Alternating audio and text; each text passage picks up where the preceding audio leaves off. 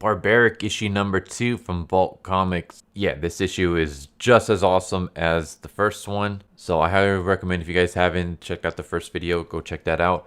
But yeah, let's just jump right into this. So at the end of issue number 1, it turns out that this woman that's Owen, our Barbarian, has helped is a Necromancer. Her name is Soren, and Soren needs help.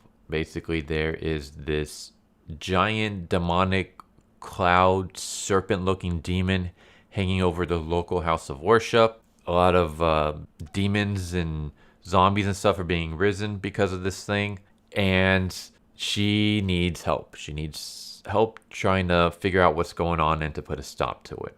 Meanwhile, Owen is just busy getting drunk, and he's like, all right, you're a necromancer, like, I guess tell me your story. I need to find out more information about what's going on.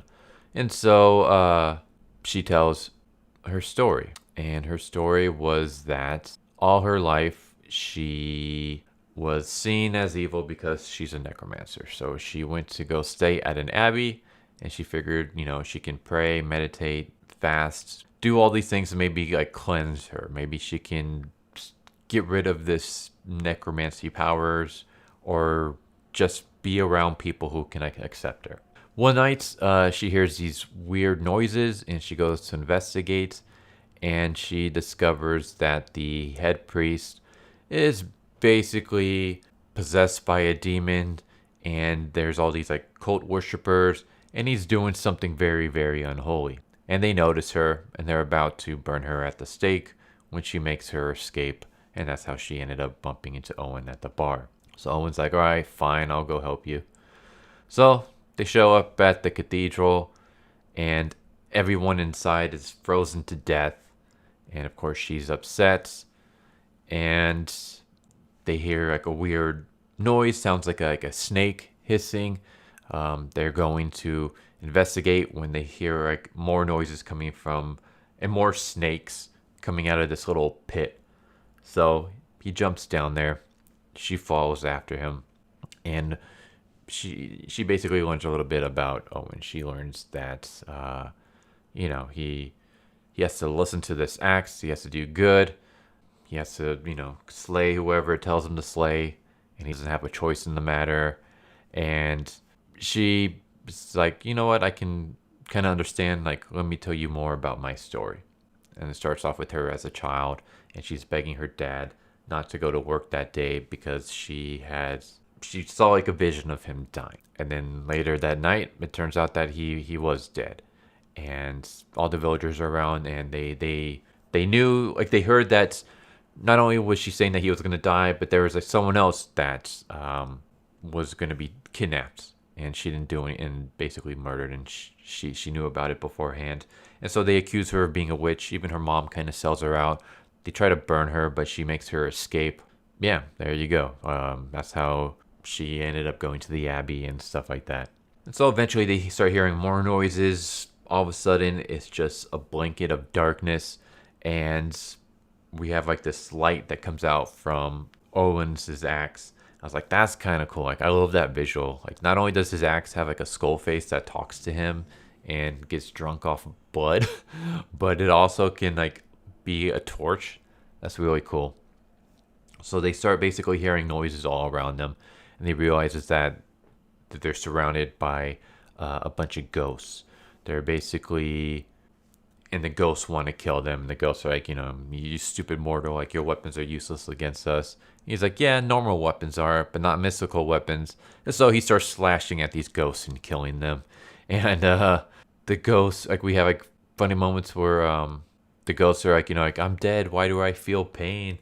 While he's like chopping them up. And thankfully, Soren, the necromancer, is not dead weight. She's able to use her necromancy powers to fight back as well. And yeah, there's more. Basically, they get chased by the ghost for a while, because eventually it gets to be too much. And then he tells her, like, hey, like, your kind can, can do shielding spells, right? So why don't you do a shielding spell to protect her?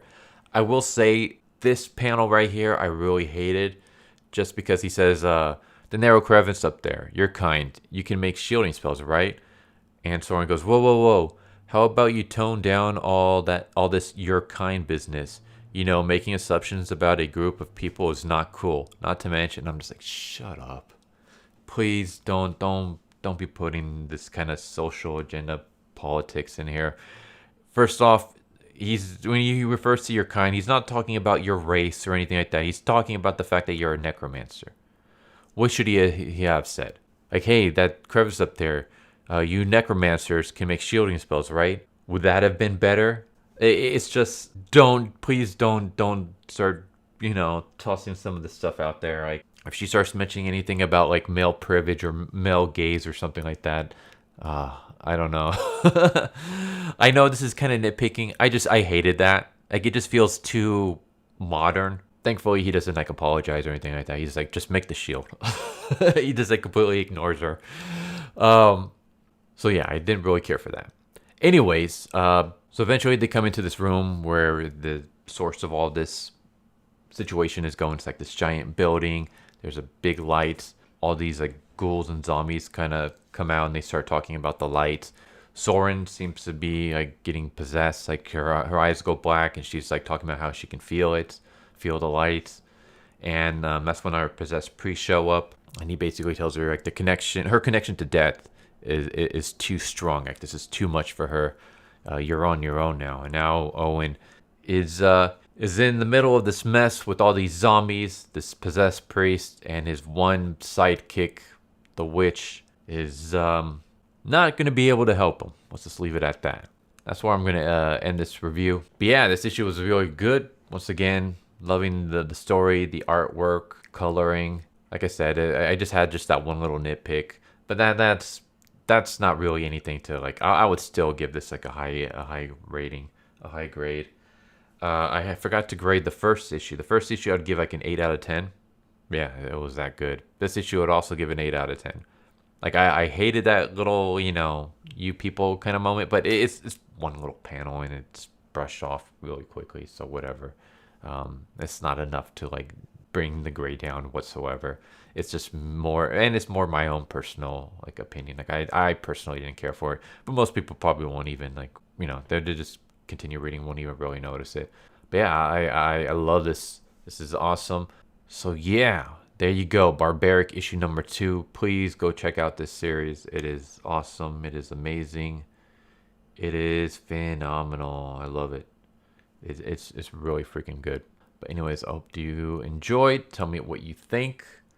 If you got any recommendations for comics, manga, let me know. And I hope to see you next time. Later. So what'd you guys think of that video? I hope you guys enjoyed. If you guys haven't already, please subscribe, hit that bell for a notification, leave a like if you enjoyed the video. And if you didn't enjoy the video, thank you for watching it this far, and I hope the next video is more to your liking. Feel free to check out the playlists that you guys see, and I hope to see you guys next time. Later.